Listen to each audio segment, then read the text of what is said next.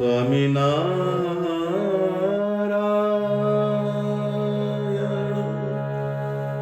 સ્વામિનારાયણ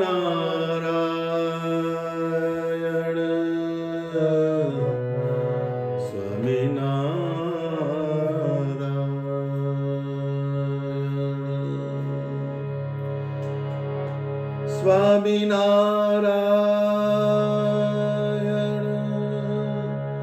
સ્વામિનારાયણ સ્વામિનારાયણ સ્વામિનારાયણ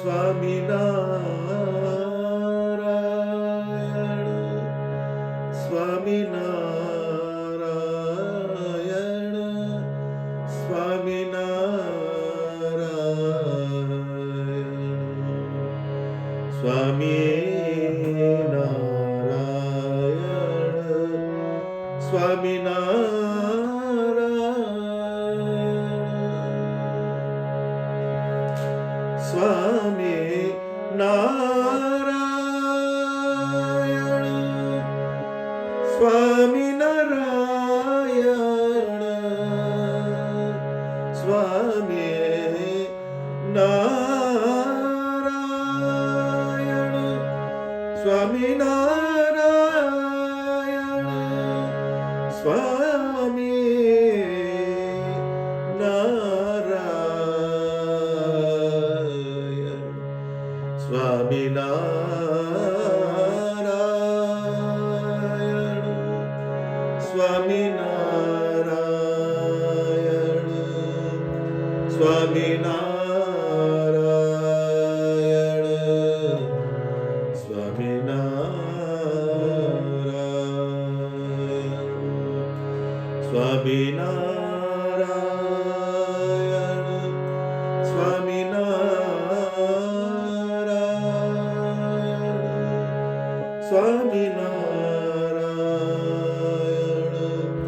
સ્વામિનારાયણ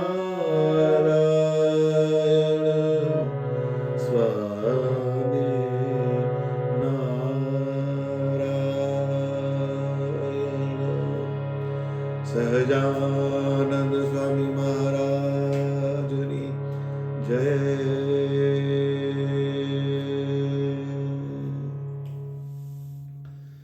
સૌ હરિભક્તોને મારા જય સ્વામિનારાયણ. વિવેક ચિંતામણી ભાગ 242, દૈવી જીવકો અંગ ભાગ 3, તારીખ 1/3/2024.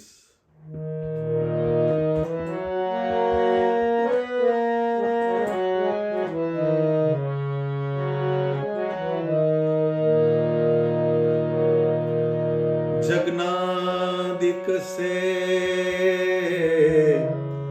हरि भजे,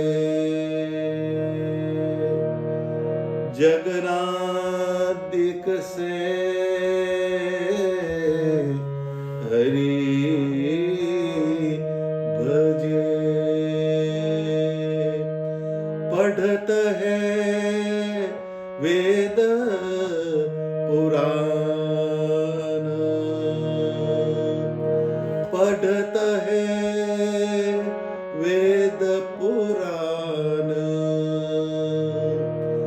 मुक्त कहे शुभ तप करे, कोमल चित सुजान, मुक्त कहे शुभ तप करे, कोमल चित सुजान.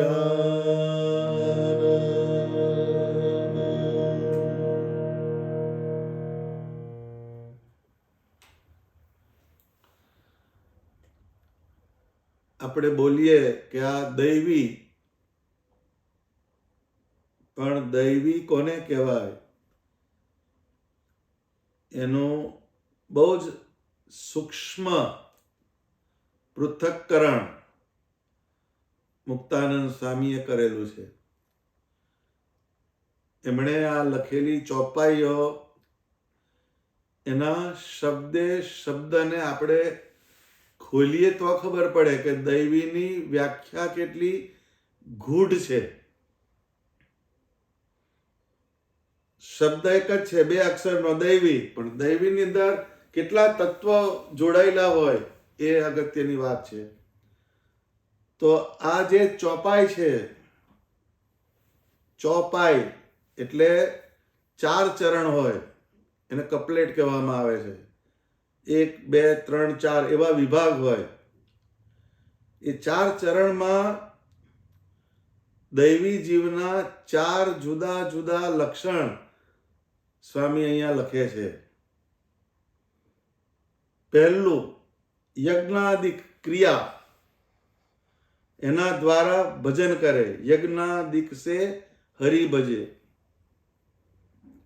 બીજું પઢત હે વેદ પુરાણ, વેદ અને પુરાણ આદિક શાસ્ત્રનો અભ્યાસ કરે. ત્રીજું મુક્ત કહે શુભ તપ કરે. શુભ તપની જે ક્રિયા કરતા હોય એ. અને ચોથું કોમલ ચિત્ત સુજાણ, કોમળ ચિત્તવાળા હોય અને બધું જાણતા હોય. આટલા લક્ષણો દૈવી જીવના મુક્તાનંદ સ્વામી બતાવે છે. આ તો એક જ ચોપાઈ છે, આવી કેટલી ચોપાઈ છે. તો એ દૈવી પણાના જે લક્ષણ એ એમણે કેટલા બધા લખ્યા આ ગ્રંથમાં, એ આપણે એનો અભ્યાસ કરીએ તો ખ્યાલ આવે. એ લખી શકે છે કેમ? તો કે સ્વામિનારાયણ ભગવાનની આજ્ઞાથી એ લખે છે. વચનામૃતમાં મહારાજે મુક્તાનંદ સ્વામીને સંપ્રદાય સંબંધી જે સિદ્ધાંત હોય, ભગવાનના લીલા ચરિત્ર હોય, એને ગ્રંથસ્થ કરવાની આજ્ઞા કરેલી છે મહારાજે. એટલે શ્રીજી મહારાજ એમના અંતઃકરણમાં, એમની બુદ્ધિમાં, એમના આત્મામાં પ્રવેશ કરીને આ બધી વસ્તુ લખાવેલી છે. આપણે સદભાગી છીએ કે એવા શાસ્ત્રોનો આપણને યોગ થાય છે. તો પહેલો વિષય યજ્ઞાદિક સે હરિ ભજે. હવે યજ્ઞની વાત અહીંયા ભગવાન લાવે છે. યજ્ઞ યાગાદિક ક્રિયા છે. યજ્ઞ કરવાનો થાય એટલે તમારે સત્વગુણ બાજુ જવું પડે, સત્વગુણમય ક્રિયા કરવી પડે, તો તમારાથી યજ્ઞ થાય. એટલે યજ્ઞ બતાવ્યો તો શ્રીજી મહારાજ ગઢડા મધ્યના 8મા વચનામૃતમાં આ યજ્ઞની છણાવટ કરેલી છે. જ્યારે બ્રહ્માએ પ્રથમ સૃષ્ટિ કરી ત્યારે સર્વે પ્રજાને કહ્યું છે, તમો સર્વ યજ્ઞ કરજો ને તે યજ્ઞ કરીને તમારે સર્વ પુરુષાર્થની સિદ્ધિ થશે અને સૃષ્ટિની પણ વૃદ્ધિ થશે. માટે યજ્ઞ તો જરૂર કરજો. વેદમાં બહુ પ્રકારના જે યજ્ઞ હતા તે સર્વ બ્રહ્માએ વિધિ સહિત બતાવ્યા. તેમાં જે પ્રવૃત્તિ માર્ગવાળા હતા તેને તો રાજસી તામસી એવા પ્રવૃત્તિ માર્ગના યજ્ઞ બતાવ્યા. નિવૃત્તિ માર્ગવાળા હતા તેને તો સાત્વિક યજ્ઞ બતાવ્યા. હવે 3 પ્રકારના યજ્ઞ એ બ્રહ્માજીએ બતાવેલા છે. તો એ પૂરા જૂની વાતને મહારાજે પ્રતિપાદિત કરી. એટલે એમ કે એમાં આપણે જે છીએ એ નિવૃત્તિ માર્ગવાળા છીએ. એટલે આપણે યજ્ઞ કયો કરવાનો? આપણે સાત્વિક યજ્ઞ કરવાનો. 10 ઇન્દ્રિયો ને 11મું મન એ સર્વે જે વિષયમાં ચોંટે ત્યાંથી પાછા ખેંચીને બ્રહ્મ અગ્નિને વિશે હોમવા, એનું નામ યોગ યજ્ઞ કહેવાય.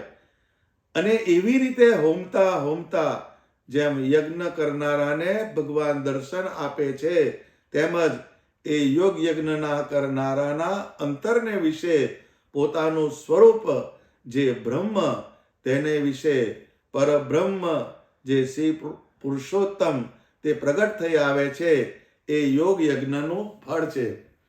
હવે યજ્ઞાદિકસે હરિ ભજે, આમ વાત આવી. આ યજ્ઞ કયો છે? એ ધુમાડા વગરનો યજ્ઞ છે. આ એ યોગ યજ્ઞ કહેવાય. યોગ યજ્ઞ, જેમ પેલો યજ્ઞ કરવાનો થાય તો કેટલા બધા ઉપચાર લાવવા પડે, કેટલી બધી વ્યવસ્થા કરવી પડે, બ્રાહ્મણને બોલાવવા પડે, એ બધી વસ્તુ એમાં છે. પાછી એ જુદી જાતનો યજ્ઞ છે.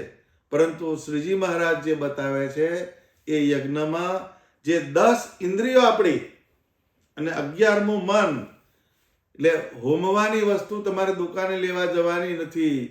તમારી ઇન્દ્રિયો જે છે એનો હોમ ભગવાનના સ્વરૂપમાં કરવાનો. એટલે આંખને ભગવાનનું દર્શન કરાવો, આંખથી વચનામૃત, ભક્ત ચિંતામણી, ભાગવત, ગીતા એનું વાંચન કરાવો, એ યજ્ઞ થયો. કાનથી ભગવાનની કથાનું શ્રવણ કરીએ, હાથથી માળા કરીએ, સેવા કરીએ, પગથી પ્રદક્ષિણા કરીએ, મનમાં ભગવાનને ધારવાના. 11મું મન કીધું, 10 ઇન્દ્રિયો ને 11મું મન, એને પોતાના વિષયમાંથી ખેંચીને એ ભગવાનના સ્વરૂપને વિશે જોડવાના. એટલે એ પોતાના વિષય શું? તો આંખનો વિષય જગતના આકાર જોવાનો છે.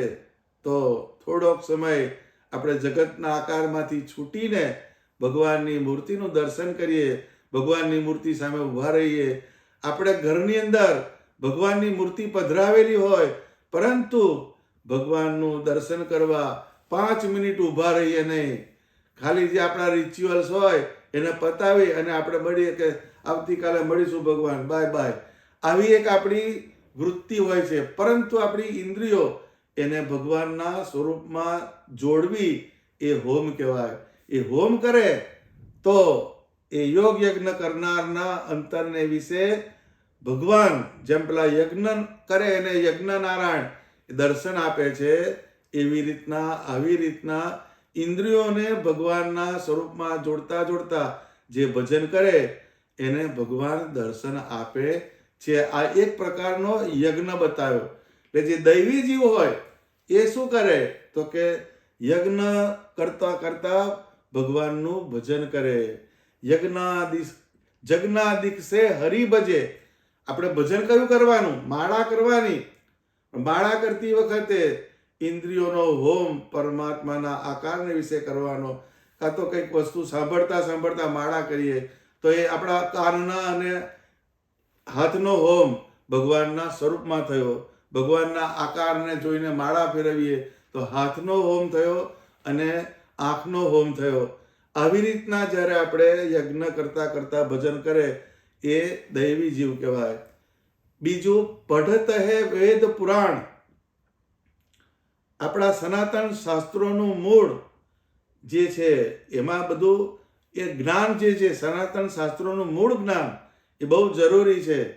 તેમજ 18 પુરાણ, એમાં ભગવાનના અવતાર અને ભગવાનના ભક્તોના જીવનના પ્રસંગો છે, એનું આપણે અનુસંધાન કરીએ તો એમાંથી આપણને સારું, શ્રેષ્ઠ, ઉચ્ચ જીવન જીવવાની પ્રેરણા મળે. અને વેદાદિક શાસ્ત્ર એનું આપણે અધ્યયન કરીએ તો આપણો આત્મા શું છે, શરીર શું છે, ભગવાન શું છે, ભગવાનનું ધામ શું છે, એ બધાનો જે અભિગમ જે છે એ બધાની વ્યાખ્યા એ ક્લિયર થઈ જાય. તો એનું વાંચન કરવાથી આપણા સત્સંગનો પાયો દ્રઢ થાય. એ જે જ્ઞાન જે છે એ બહુ અગત્યની વસ્તુ. ભક્તિ છે જજ્ઞાદિકસે હરિભજે. યજ્ઞ કરતા કરતા ભગવાનનું ભજન કરે, પરંતુ એમાં જો જ્ઞાન ના હોય તો ભક્તિ તમારી આગળ ચાલી શકતી નથી. એ જ્ઞાન મસ્ટ છે. શ્રીજી મહારાજે આજે પ્રવર્તન કર્યું આ યજ્ઞનું, યોગ યજ્ઞનું, એ બહુ સમજવા જેવી વાત છે. એટલે જે દૈવી જીવ હોય એ ભગવાનના જ્ઞાનનું શાસ્ત્ર અને ભગવાનના લીલા ચરિત્રોનું જે શાસ્ત્ર એનું અનુસંધાન રાખે. એ જે પુરાણ છે એ લીલા ચરિત્રો છે અને વેદાદિક શાસ્ત્ર છે એ જ્ઞાન છે.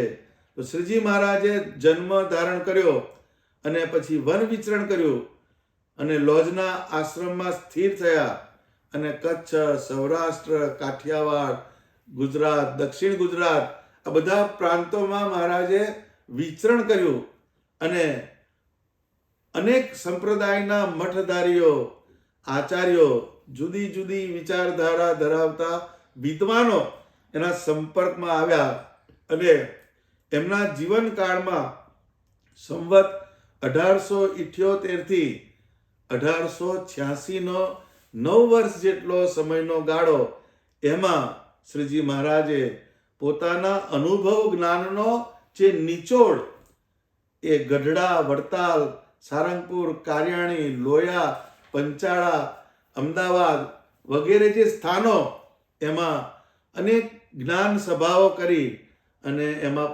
આત્મા, પરમાત્મા, યોગ, સાંખ્ય, વેદાંત, પંચરાત્ર, ઉપનિષદ, ભાગવત, ગીતા આદિ ગ્રંથોનો નિચોડ એ વચનામૃતની સભામાં સૌને મહારાજે કહ્યો.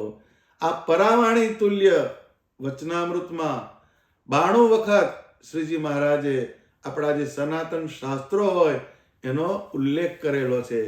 તો એ બધા શાસ્ત્રોનો અર્ક શ્રીજી મહારાજે વચનામૃતમાં ઠાલવેલો છે. એનું જે અધ્યયન કરે, ચિંતન કરે, વાંચન કરે એ દૈવી કહેવાય.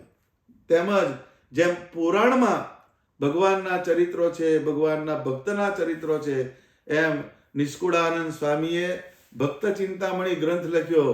એ ગ્રંથમાં સ્વામિનારાયણ ભગવાનના વિચરણ, એમની લીલા, એમનો સ્વભાવ, એમની ક્રિયાઓ તેમજ એમના સંતો, હરિભક્ત બાઈ ભાઈને જે પરચા આપ્યા એ બધાનો સમાવેશ નિષ્કુળાનંદ સ્વામીએ ભક્ત ચિંતામણીમાં કર્યો.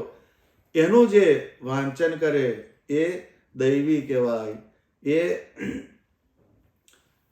દૈવી જીવના લક્ષણ આ કે ભગવાનનું જ્ઞાન ને ભગવાનના લીલા ચરિત્રો એનું પોતે અનુસંધાન કરે તો એ દૈવીનું લક્ષણ કહેવાય. એમ એ ઉપરાંત શ્રીજી મહારાજે શિક્ષાપત્રી લખી, એનો નિત્ય જે પાઠ કરે એ દૈવી કહેવાય. પછી 3 શુભ તપ કરે.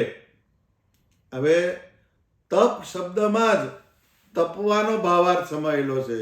તપે બધું તપી જાય એ તપ. કઈ પણ ક્રિયા કષ્ટદાયક કરો એ તપની વ્યાખ્યામાં જાય. તમારા શરીરને કષ્ટ પડે એવી જે ક્રિયા થાય એને તપ બાજુ લઈ જાય છે. પરંતુ એમાં તામસિક, રાજસિક અને સાત્વિક આટલા પ્રકાર છે તપના. પણ એ તપ એક પ્રકારનું નથી હોતું, એમાં પણ 3 પ્રકાર છે. અસુરોએ પણ તપ કરેલા છે પૂર્વે, એ કોઈથી થઈ ના શકે એવા આકરા તપ કરેલા છે અને દેવતાઓને પ્રસન્ન કરેલા છે. એટલે એ તપ કર્યું, પરંતુ એની ફલશ્રુતિ શું? તો કે પોતાનો અહંકાર, પોતાની વાસના એને પોષવાની એ જ એમનું મુખ્ય કેન્દ્ર હતું. જેમાં બીજાનું અહિત થાય અને પોતાની ઈચ્છા પૂરી થાય, આ તામસિક તપ છે. એવા તપ હિરણ્યકશિપુ, રાવણ તથા બીજા આસુરીજનોએ કરેલા છે. એ તપને આપણે સાંભળીએ તો આપણે અંદરથી વિચાર થાય કે આ આપણાથી થાય નહીં. એ તપ છે, પરંતુ એ તામસિક તપ છે. બીજા રાજસિક તપ, એમાં સુખ ભોગની ઈચ્છા, એની પ્રાપ્તિ, જે ઈચ્છા થઈ સુખ ભોગવવાની, એની ઈચ્છા પ્રાપ્તિનો ધ્યેય હોય છે. યજ્ઞ યાગાદિ કરીને ભગવાનને પ્રસન્ન કરે, પણ એમાં પંચ વિષય એના કેન્દ્રમાં રહે. જગતના પંચ વિષયના ભોગ કેન્દ્રમાં રાખીને એ કઠણ તપ કરે, એ રાજસિક તપ છે. સાત્વિક તપમાં ભગવાનને પ્રસન્ન કરીને દેવતાના લોકની પ્રાપ્તિની ઈચ્છા કરે, એમાં ધ્યેય સાત્વિક છે, પરંતુ 3 ગુણની જે બાબત થઈ, શુભ તપ. હવે શુભ તપ શબ્દ વાપરે છે અહીંયા, તપ એકલો શબ્દ વાપર્યો નથી, પણ શુભ તપ. એ શુભ તપ કોને કહેવાય? તો આપણી ઇન્દ્રિયો, મન, બુદ્ધિ અને પ્રાણને સ્વામિનારાયણ ભગવાનના ભજનમાં જોડવાનો પ્રયત્ન કરો, એ શુભ તપ છે. જેમ કે તમે 100 માળા કરો, 100 પ્રદક્ષિણા કરો, 100 દંડવત કરો, આવી દેહની ક્રિયાઓ કરો, પણ એમાં જોડાણ ભગવાનના આકાર સાથે થાય તો એ શુભ તત્વ છે. કારણ આ ક્રિયા કર્યા પછી તમને શુભ વિચારો આવે, તમારી શુભ ગતિ કરાવે, અને મન ભગવાનનું મનન કરે, ભગવાનની માનસી પૂજા કરે અને ભગવાનની લીલા સંભાળે, એ શુભ તપ છે. આપણી બુદ્ધિ, જેમ કીધું ને, મન, પેલું ઇન્દ્રિયો આવી, પછી મન આવ્યું, પછી બુદ્ધિ જે છે એ બુદ્ધિ સ્વામિનારાયણ ભગવાનના સર્વોપરીપણાનો નિશ્ચય કરે, અને એક નિશ્ચય એ કરે કે અક્ષરધામી ભગવાન મારા અંત સમયે મને લેવા પધારશે. આ લોક જડ છે, નાશવંત છે અને દુઃખરૂપ છે, અને અક્ષરધામ છે તે ચેતનમય છે, નિત્ય છે અને સુખરૂપ છે. આવો બુદ્ધિમાં નિશ્ચય કરે, એ પણ શુભ તપ છે. આપણને આ વસ્તુનો ખ્યાલ ના બેસે. તપ એટલે આપણે દેહથી કઈ ક્રિયા કરીએ, દેહને કષ્ટ કરીએ, એને જ આપણે તપ માન્યું. પણ શુભ તપ, શુભ તપમાં આ સૂક્ષ્મ બાબત એમાં જોડાયેલી છે. પછી ઇન્દ્રિયો, મન, બુદ્ધિ અને ચોથો પ્રાણ. એ પ્રાણ જે છે, જેમ આપણું શરીર છે, એની ઇન્દ્રિયોને ભગવાનમાં જોડીએ, એને તપ કહ્યું. તો એ શરીરની અંદર સૂક્ષ્મ શરીર પણ છે, એમાં મન છે, બુદ્ધિ છે, પ્રાણ છે. તો એ પ્રાણ જે છે એટલે આપણા શ્વાસ અને ઉચ્છ્વાસની શ્વસન ક્રિયા, એમાં સ્વામિનારાયણ ભગવાનની મૂર્તિ, એનું અનુસંધાન રાખીને સ્વામિનારાયણ મંત્રનો જાપ થાય. એ શ્વાસ અને ઉચ્છ્વાસે, શ્વાસ અંદર લઈએ છીએ એટલે સ્વામિનારાયણ ભગવાનના મંત્ર સાથે એ આપણે શ્વાસને અંદર લઈએ અને શ્વાસને બહાર ફેંકીએ, એ ઘડીએ પણ સ્વામિનારાયણ ભગવાનનો મંત્ર બોલીએ. પરંતુ જ્યારે શ્વાસ અંદર લઈએ એટલે ભગવાનની ચેતના એ મંત્રના અનુસંધાનથી, મૂર્તિના અનુસંધાનથી આપણા અંતઃકરણમાં પ્રવેશ કરે છે, આપણા શરીરમાં પ્રવેશ કરે છે. અને જ્યારે આપણે શ્વાસને પછી ઉચ્છ્વાસ બહાર ફેંકીએ શ્વાસને, એ વખતે આપણા અંતઃકરણમાં જે ઇમ્પ્યોરિટીઝ છે, જે ખરાબ તત્વ પડેલું છે, ખોટા વિચાર, ખોટી ક્રિયાના સંકલ્પ, એને આપણે બહાર ફેંકીએ છીએ. એટલે આ મેન્ટલ ક્લિન્સિંગની પ્રોસેસ છે, એ શુદ્ધિકરણની પ્રક્રિયા છે.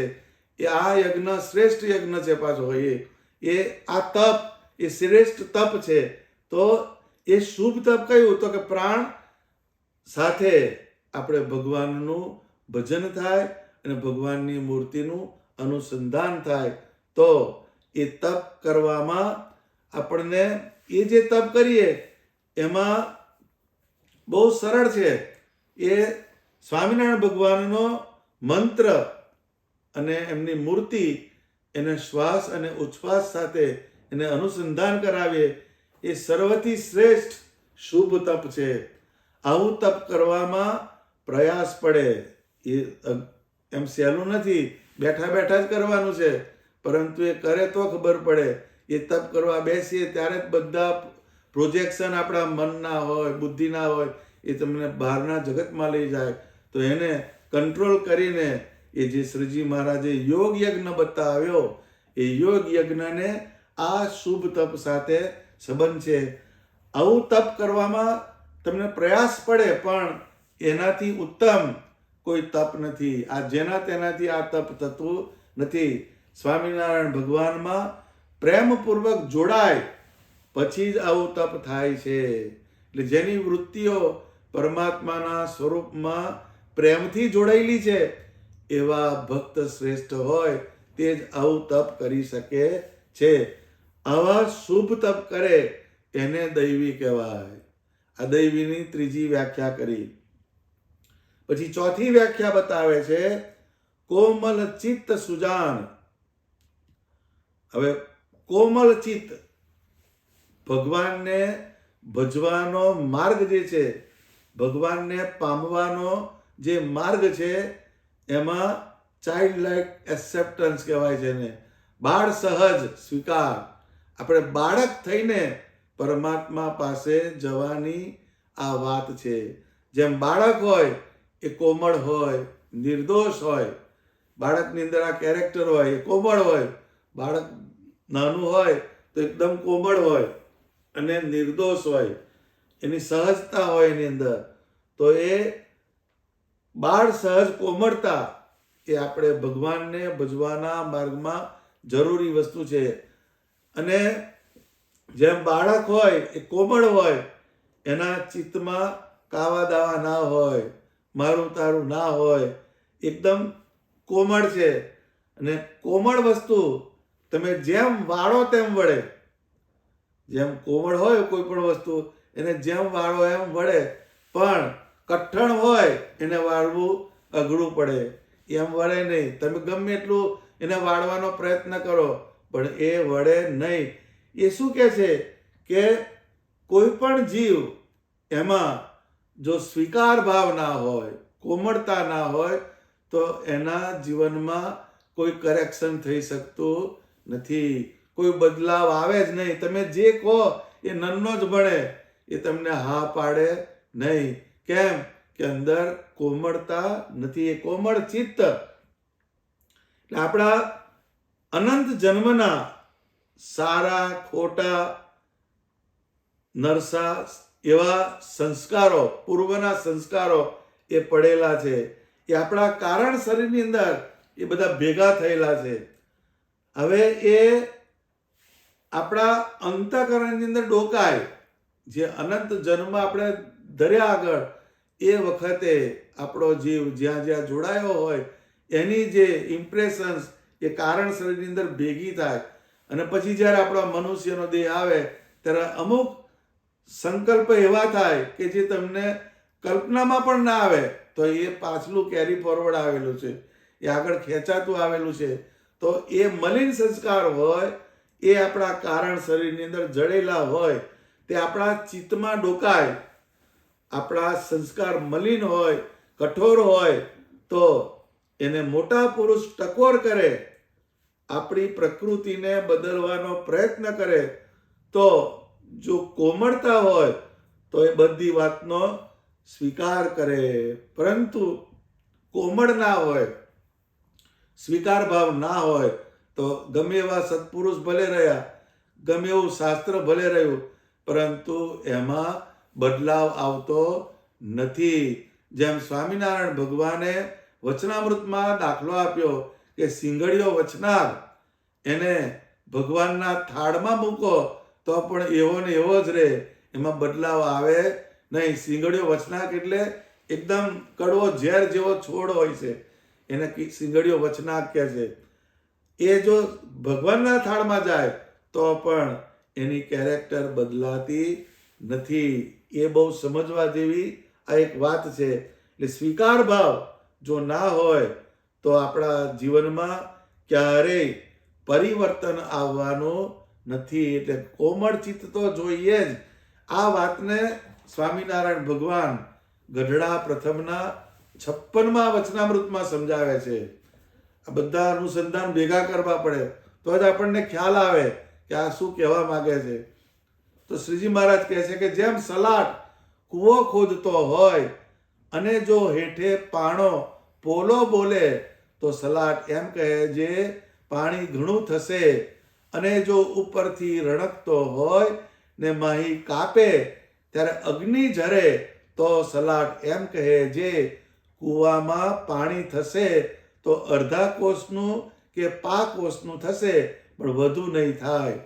એક સલાટનો પ્રેક્ટિકલ દાખલો સ્વામિનારાયણ ભગવાન વચનામૃતમાં આપે છે કે જેમ સલાટ હોય એ કૂવો ખોદતા હોય, ખોદતા ખોદતા નીચે જાય તો પથ્થરનું લેયર આવે, એમાં જો અવાજ જે આવે એ બોદો બોલે તો એમાં એ કહે કે હવે આમાં પાણી થશે, પણ રણકાંટો વાગે, તણખા જરે તો સમજવાનું કે હાર્ડ રોક છે.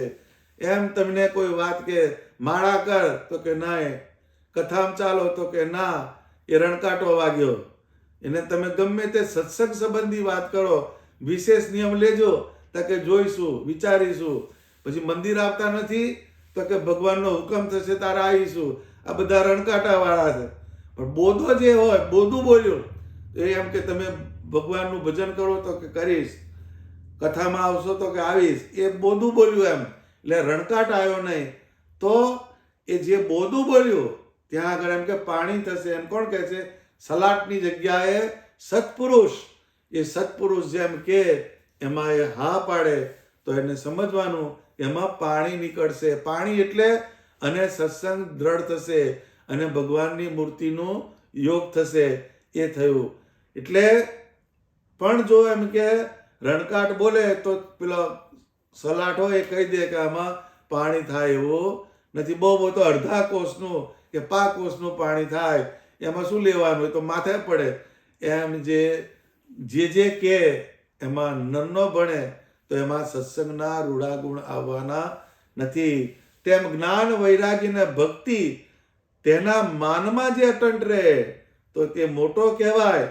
પણ જેવું અડધા કોષનું કે પા કોષનું પાણી થયું એવો મોટો થાય. પણ જેવા નિર્માની ભક્તમાં મોટા ગુણ આવે તેવા ગુણ તેમાં ન આવે. એટલે એમ કે જ્ઞાન હોય, વૈરાગ્ય હોય, ભક્તિ હોય, એનું માન લઈને ફરતો હોય તો એ રણકાટ વાળો છે, એ આગળ પ્રોગ્રેસ કરી શકવાનો નથી, એમાં કંઈ લાંબુ થવાનું નથી. માટે જેને ભગવાનને પ્રસન્ન કરવા હોય તેને જ્ઞાન, વૈરાગ્ય, ભક્તિ તથા બીજા કોઈ શ્રેષ્ઠ ગુણ હોય તેને અભિમાને કરીને અટંટ થવું નહીં. તો એ પુરુષના હૃદયને વિશે પ્રગટ પ્રમાણ એવા શ્રી કૃષ્ણ નારાયણ તે પ્રસન્ન થઈને નિવાસ કરીને રહે છે. એટલે આ જ્ઞાન છે, ભક્તિ છે, એ વૈરાગ્ય છે, એ તો સાધન છે, એ સાધ્ય નથી. એને મૂકવાના છે. એ સાધનને મૂકીને સાધ્યમાં જવાનું છે. આ વાત જેને ફિટ કરી હોય અને એ કોમળતા ગ્રહણ કરે અને પછી ભગવાનના માર્ગમાં આગળ ચાલે તો એના હૃદયને વિશે ભગવાન પ્રત્યક્ષ શ્રી કૃષ્ણ નારાયણ શબ્દ વાપર્યો. એટલે પોતે શ્રીજી મહારાજ એના હૃદયમાં નિવાસ કરીને રહે છે. તો આ એક સલાટની વાત એ સમજી રાખવાની. કોમલ ચિત્ત, સુજાણ, એટલે સ્વામી છેલ્લે લખે છે સુજાણ. આ બધા લક્ષણો જેનામાં હોય એ સુજાણ છે. એને પછી બીજું જાણવાનું રહેતું નથી. એ લક્ષણો કયા કયા? તો કે છે કે જગનાદિક સે હરિ ભજે, પઢત વેદ પુરાણ, મુક્ત કહે શુભ તપ કરે, કોમલ ચિત્ત સુજાણ. આટલી બધી વસ્તુઓ જેનામાં હોય એ દૈવી કહેવાય. તો આપણે ધીરે ધીરે ધીરે ધીરે ધીરે એક એક લક્ષણ પકડતા જવાનું. અને આપણે દૈવી થવું હોય તો પામર, પતિત અને દૈવી આ પાછું જુદી જુદી કેડર છે. એટલે આપણે પામર એટલે જેમ કશું એને અડે જ નહીં, ભજનમાં ના જાય, કશે ના જાય, એને બધું સરખું લાગે, એ પામર કહેવાય. પતિત એટલે બિલકુલ નીચે જતો રહ્યો હોય, એની ક્રિયા નીચે જતી રહી હોય, અધમ વિચાર હોય, એ પતિત કહેવાય. પરંતુ આપણે દૈવી થવાનું છે. એ દૈવી થઈએ તો જ ભગવાનનો આપણા ઉપર રાજીપો થાય અને આપણા અંતઃકરણમાં સ્વામિનારાયણ ભગવાનનો નિવાસ થાય. એ જ આ ચોપાઈનું રહસ્ય છે. સહજાનંદ સ્વામી મહારાજની જય.